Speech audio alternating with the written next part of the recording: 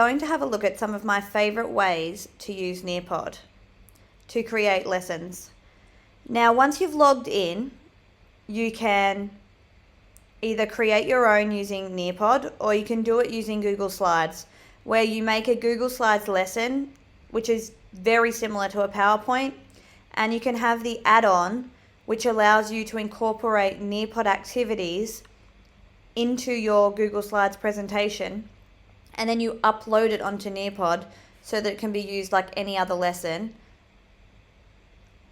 for Nearpod. So today we're going to do it in Nearpod. Now, really the best way to learn Nearpod is to explore. It is very user-friendly and simple. So up here we're going to put our title, and then we just add slides. Now, don't worry if you've realized you've missed something or it's not in the right order, because once the slides are there, you can reorder them just by dragging and dropping. It's very simple. So we click on Add Slides. Now, content, there's some really interesting different content that you can add. Videos, I'll just pop in as you can see, I've used a lot. Videos I've copied and had a look at from YouTube. Now, the important thing is you can see here that it doesn't say save. You need to play it because they want you to check it first. If you've already done that and you don't fancy watching it again, you can just click to the end and save. Some of the other really good content options is the 3D. Now, it can be used in lots of different ways and there's lots of options. And you can preview them beforehand. So the 3D is literally 3D. You can explore the whole image. Now, that is particularly useful for science, especially things like animal cells and planets. The other one that's really good is the field trip, where you can say we want to go on a field trip underwater. We just type it in.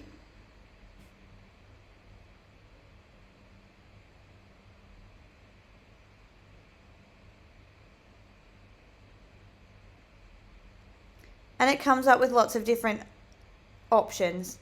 Again, you can preview it before you upload it. And you get a full 360 view of the area that you've chosen. So there's many different ways you can use this. A great way that I saw it used was in a geography lesson, and you could see the different layers of rock in an Arizona desert. It was fantastic. The real gems of Nearpod, I think, are the activities. Time to Climb is fabulous. It is a quiz and very simple to add, but when the children see it, it is like a video game. So they answer the question and their little man climbs the hill, and once they've answered the last question, it's at the top of the hill and they gain points along the way. Now, you see it like this when you're adding. So you put your question in, you can add an image, you can either write the answers in text or use images. And the great thing about Nearpod is when you want to add an image, you have several different options. You can drag and drop, you can upload, you can even just Google and choose any image that you like. As I said, it is super user-friendly. You can add more answers if you want and as many questions as you want. Once you're finished, obviously you click Save.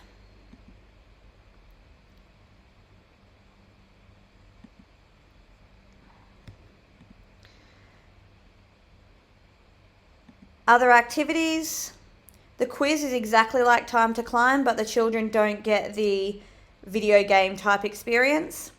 Open-ended questions are fantastic. It is worth noting that you can use these. Children can answer both in written form, or if you enable the student audio recordings, their answer can be given verbally, which is particularly fantastic for the children that we are teaching. Matching pairs is fantastic. So when you're doing this, you can give an instruction, add pair. I've recently made a homophone one, so I'm going to add it. And I had the image and the verb. Sorry, this wasn't homophones, this was verbs.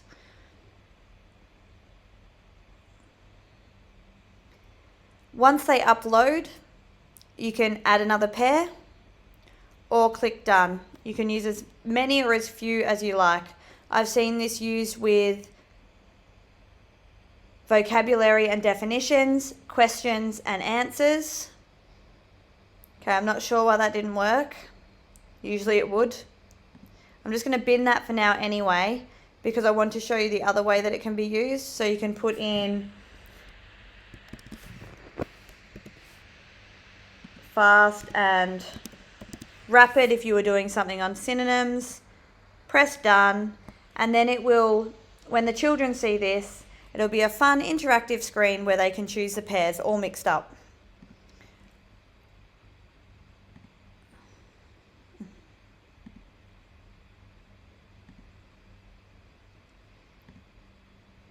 The other one I want to show you before we finish, the Collaborate board is fantastic. This is the only one where the children can see the other children's answers without you approving it. So you can choose one of the boards down here. We've been using it a lot for ideas. So maybe, can you create a fun treat for your friends?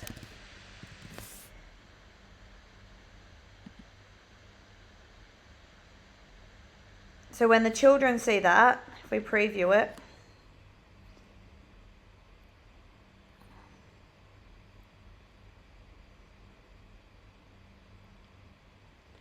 they can add an image. No, this is a bit boring, but just for the sake, it comes up with the children's answer. The only thing is, which I think is great actually, is that the children you can't see, the other children can't see the child's name, only you can. So they can do it anonymously and not feel intimidated. And just one more activity I wanted to share before we finish. Fill in the blanks is fantastic, very straightforward. I've been using that for question and answers, missing words, it's brilliant. And the Draw It tool is one that I want to show you because it's worth actually knowing a trick that I've only recently learned that's actually changed the way that I use this. So, I've used it before and asked the children to draw a character that they think should be in the story. So the children do that with the Draw tool, and then only you can see their answers. You can choose to share that either in a live session or a student-paced session for good examples. You can also do that with the open-ended questions as well. You can click on them and then you can share it with the class and you can talk about the certain answers that children have given. The way I want to show you to use Draw today is if you upload a background image. So this is one I've used recently.